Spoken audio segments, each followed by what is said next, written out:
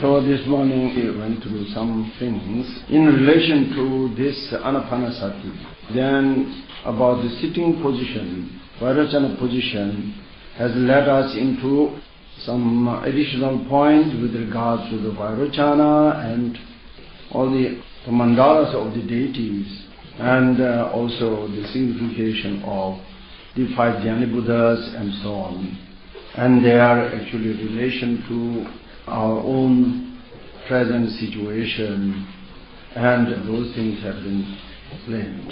And also I have just made a quick review of what we have done in the past as subject of meditation. Meditation on the impermanence as well as on the faith to the 3 jewels and to the law of karma, etc. And now we have to finish this explanation with regards to Anapanasati. Anapanasati is where one sits in the right position, physically and mentally, also withdrawing one's attention from first kind of object. One try to collect it inwardly and then place it on one's breathing.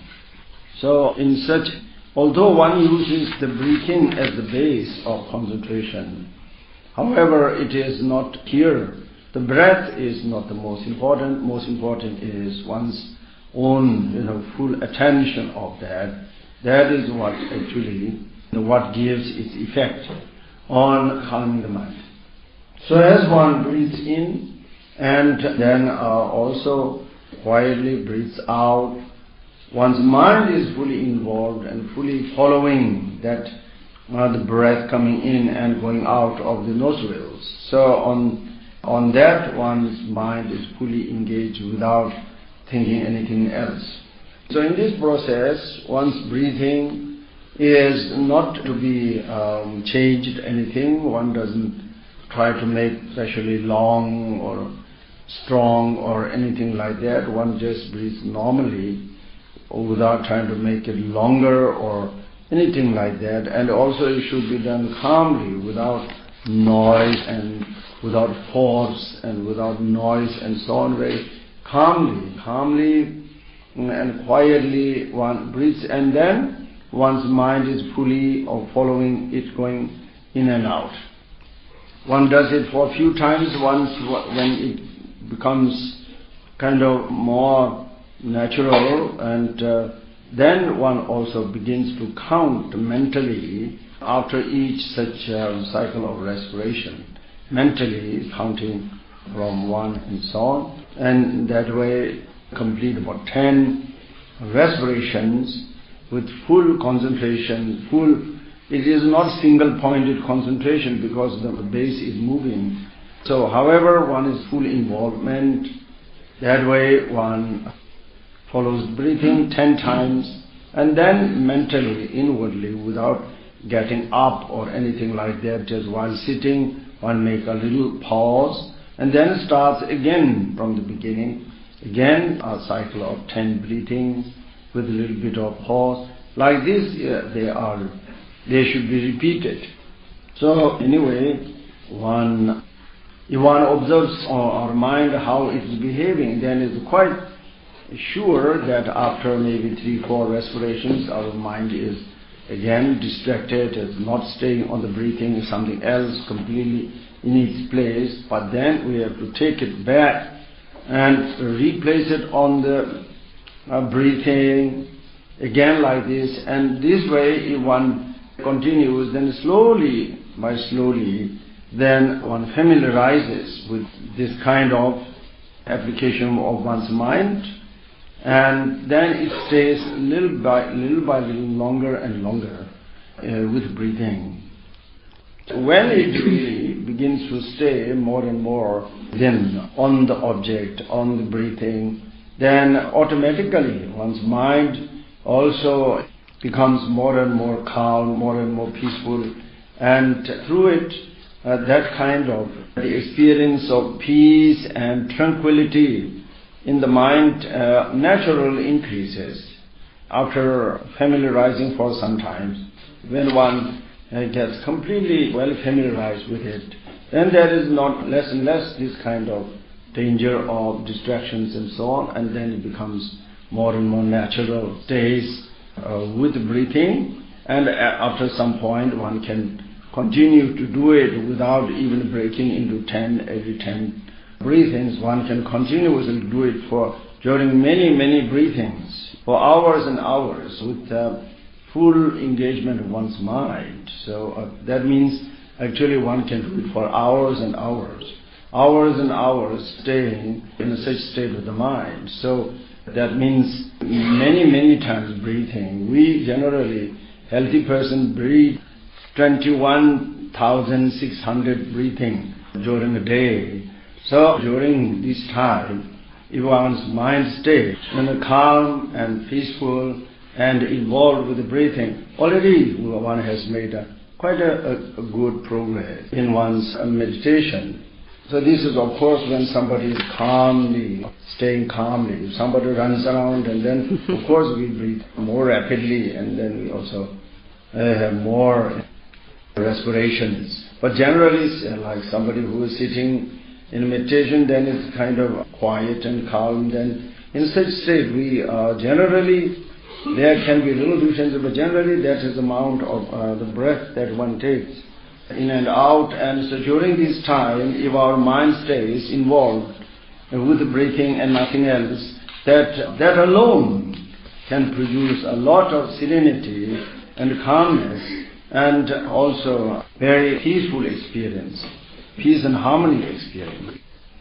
But it's not only just preparation. If somebody practices seriously, then such practice as an important practice of meditation, it also fulfills a lot of purposes. And also that way, one's mind becomes more calm. That means it gets familiarized by staying calmly. That nervosity of our mind, and this our bad habit of always running here and there, running after all kinds of things, and this always changing, always jumping from one object to other, like the monkeys jumping from one branch to the other. So this kind of habit changes. So it becomes more calm and more relaxed, and it learns also to stay in. So therefore this is a method of educating the mind to be more peaceful and more relaxed and more learning to stay in instead of running out after all kinds of things. Krishna Master always used to say, it is like for a child who is very lively, and small child who is always running on the street and very difficult to control, then the parent skillful buys a nice toy to play with, and so, or with this toy, then the child learns to stay inside at home playing with this, instead of always running out on the street and encountering all kind of possible dangers. Instead of that, staying in quietly and playing involved with these toys. It's a little bit like this kind of methods which Buddha taught, such as observation of the breathing. It doesn't mean that through observing breathing we will attain some ordinary attainment, liberation or something like that. It is very helpful to educate our mind to be more calm and peaceful and to stay inside. And if somebody does it seriously in the course of such practice, one overcomes lots of obstacles of the meditation already. In all the meditation, there are two main obstacles. That is, they are called sinking and wildness.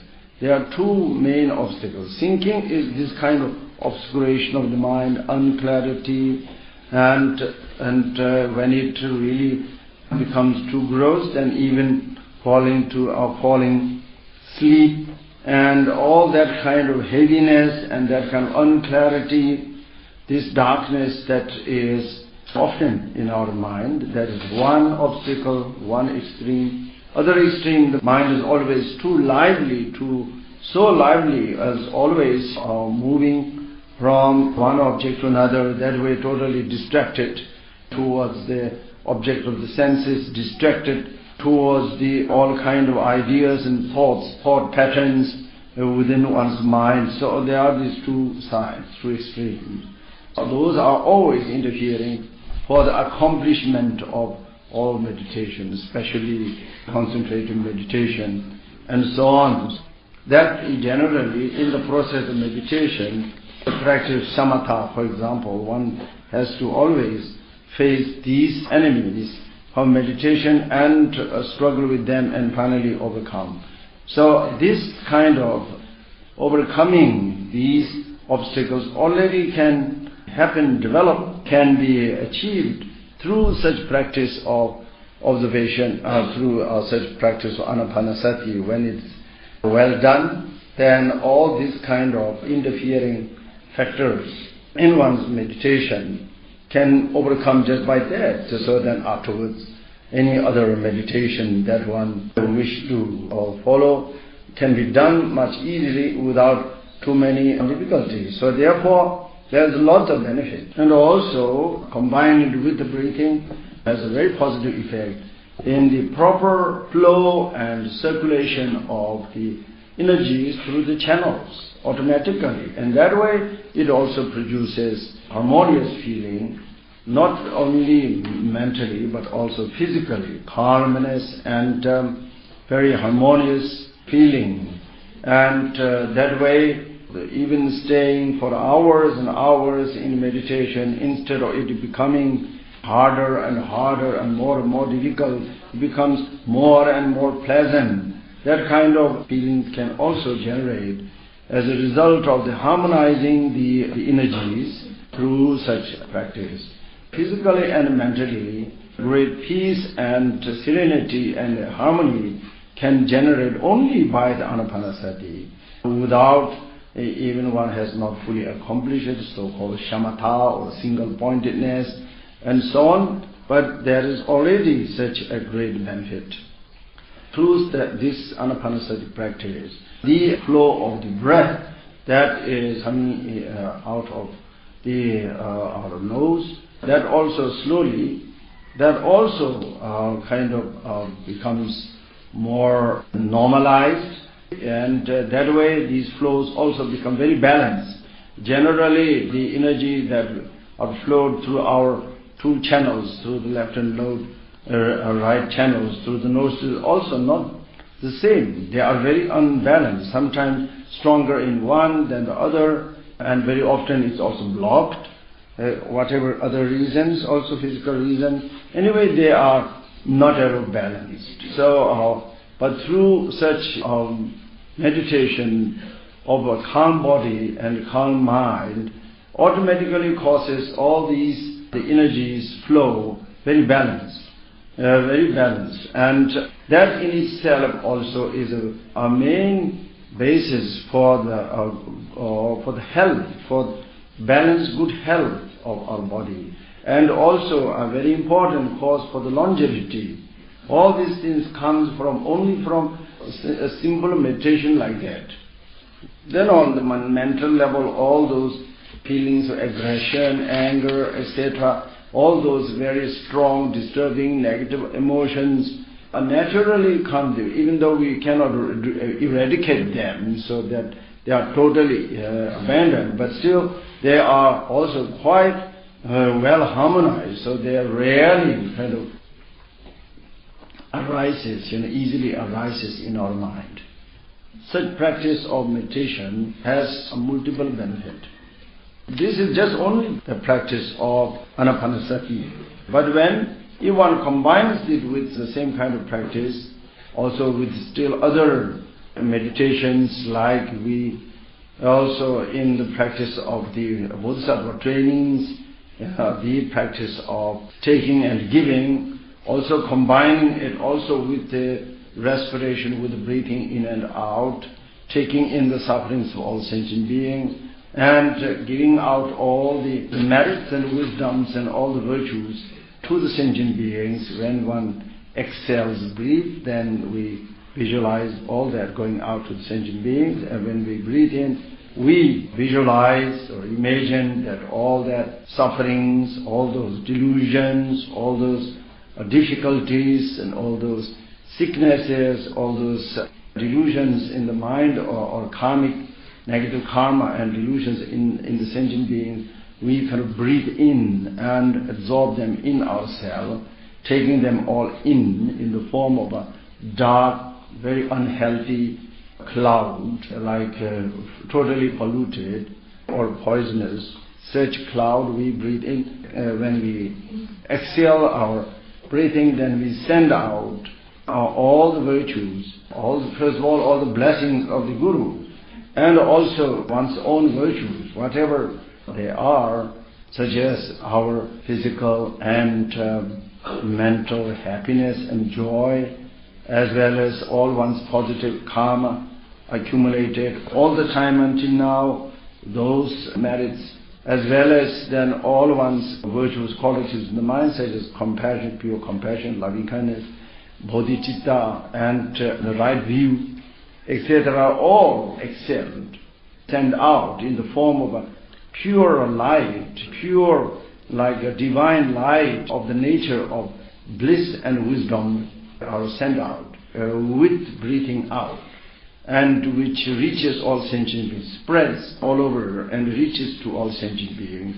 With this kind of mental exercise or mental training of the mind combined, and then also do like Anapanasati, but with an additional attitude to the mind, then it becomes very important practice. It already becomes very important training of bodhicitta, towards bodhicitta. So there's a lot to do with these breathing exercises.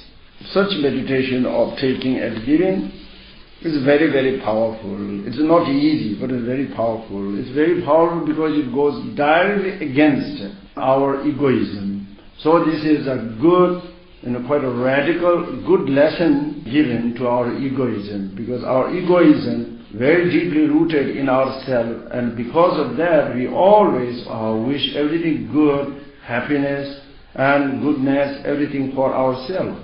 And we always want to give the problems to the others and take all the benefit and the profit and the virtues or whatever positive good for ourselves. That is our usual habitual way of thinking due to our egoism, our self-cherishing mind.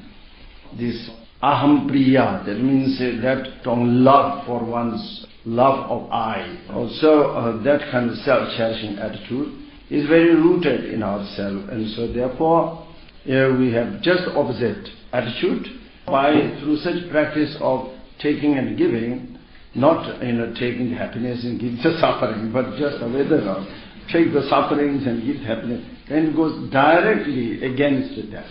So therefore it becomes a very radical but very effective lesson to our egoism. It's a good kind of punishment of this egoism which it deserves. This has to be done also precisely and correctly, not just randomly. One has to do it in the right way, and also generally such meditations are done in the right context also, not just, of course any time somebody wishes to, one can do that, why not?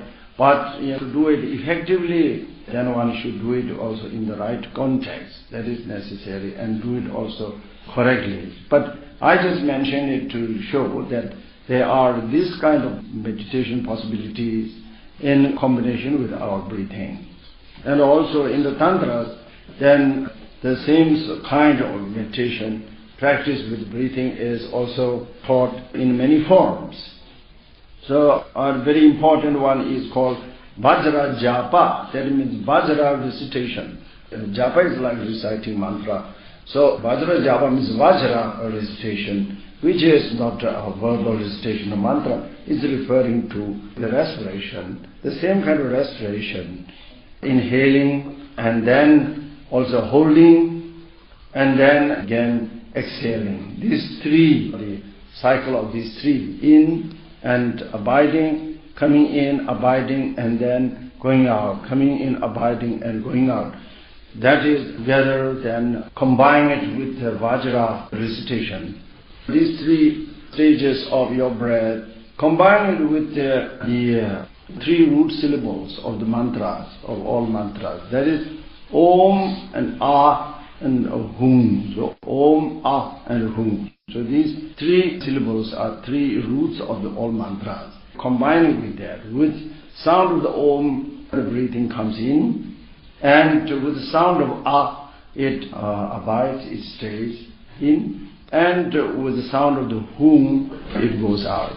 So this way, here one does not actually utter those sounds from mouth in your mental recitation together with our respiration.